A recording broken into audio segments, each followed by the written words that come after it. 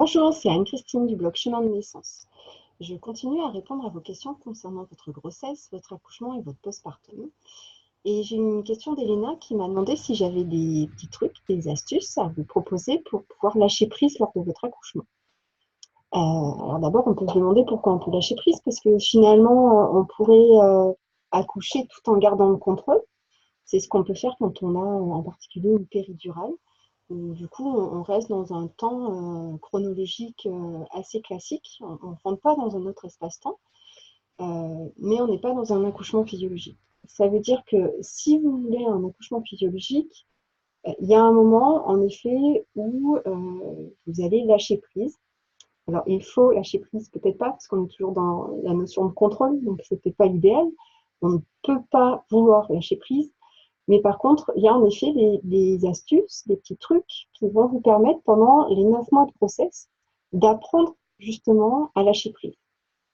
Ce lâcher prise, il est aussi très important parce que dans un accouchement physiologique, ce qui compte, c'est la sécrétion d'hormones qui va mener la danse en fait de votre accouchement. Et cette sécrétion d'hormones, elle est faite dans un endroit du cerveau, là, qui est dans le cerveau archaïque, une partie par là. Et que ce cerveau archaïque, c'est celui qui gère en fait les réflexes, votre digestion, votre respiration et tous les actes réflexes, dont l'accouchement. Et ce cerveau archaïque, il a beaucoup de mal à travailler quand le néocortex est en mode de vigilance. Le néocortex, il est là, c'est cette partie frontale, c'est la partie qui vous aide à analyser, à comprendre, à anticiper, à contrôler. Et donc cette partie-là, il faut arriver à la mettre en veille pour que votre cerveau archaïque puisse prendre le relais et puisse sécréter complètement les hormones dont votre accouchement a besoin pour arriver jusqu'à terme sans intervention extérieure. Donc ce cerveau archaïque, il va vous permettre de vous reconnecter à votre intuition et aux connaissances profondes que vous avez en vous sur votre capacité à enfanter. Je vous propose 6 petits trucs, 6 petites astuces que vous pouvez retrouver dans un article que j'ai écrit qui est juste sous la vidéo là. Il y aura un petit peu plus de détails dans cet article, donc n'hésitez pas à aller le consulter. Mais la première astuce, c'est de laisser faire la physiologie.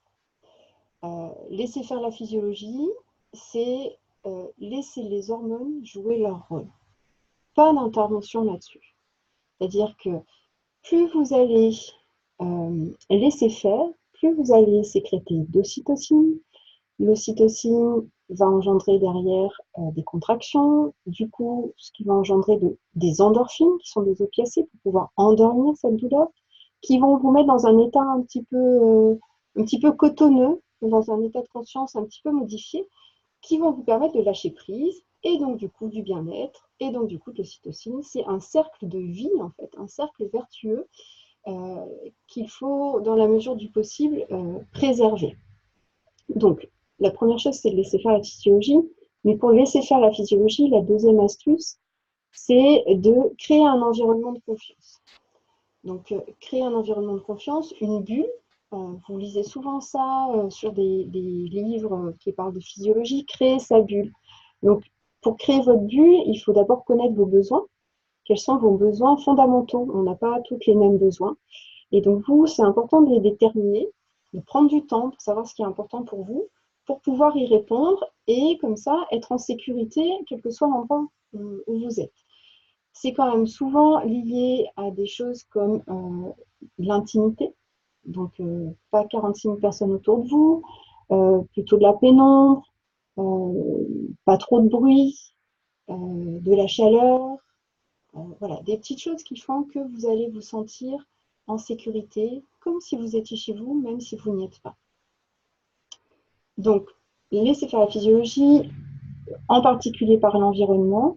Ensuite, le troisième truc, c'est la respiration. Alors, la respiration, c'est quand même un élément fondamental, mais pas que pour l'accouchement, pour la vie dans un sens général. C'est-à-dire qu'avec la respiration, on peut faire énormément de choses. On peut arriver à travailler sur beaucoup d'émotions qui nous traversent. Et pendant l'accouchement, cette respiration, elle va vraiment vous aider à vous détendre. Donc, essentiellement, l'expiration, l'inspiration, vous laissez faire, elle travaille toute seule. Par contre, l'expiration, essayez de la souffler par la bouche, essayez de l'allonger le plus possible et essayez même de la rendre bruyante.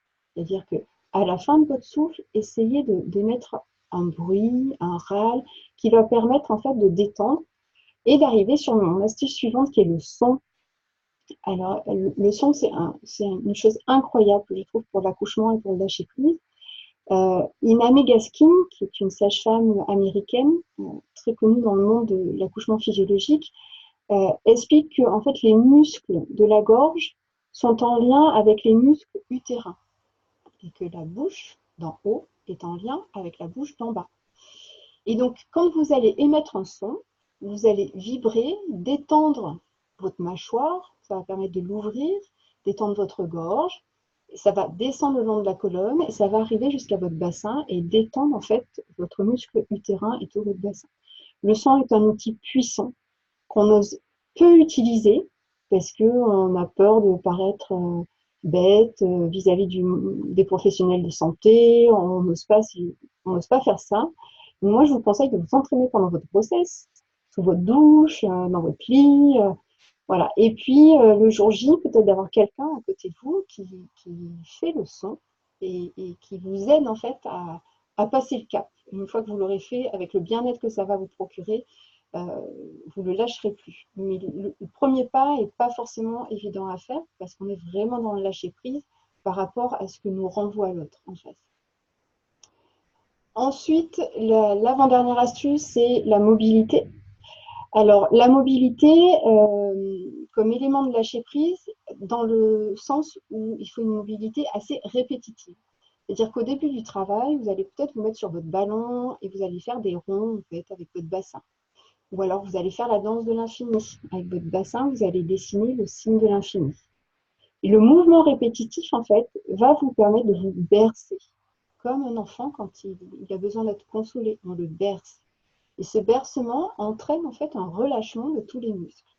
Donc, cette mobilité, elle est importante, d'abord extérieure, mais petit à petit, plus le travail va avancer et plus vous allez avoir une mobilité restreinte, mais toujours là. Elle peut même être intériorisée, c'est-à-dire qu'à la fin, de l'extérieur, on ne voit pas que vous bougez, mais vous faites des micro-mouvements, vraiment quelques millimètres, voire même uniquement des mouvements dans votre tête. Et ça suffit. C'est important ce balancement. Voilà. Le dernier truc que je vous propose, ce sont de trouver des rituels pour que entre chaque contraction, votre esprit n'aille pas se focaliser sur la prochaine contraction, mais au contraire, puisse prendre du temps pour se détendre. Alors, les rituels, c'est vraiment quelque chose de très personnel.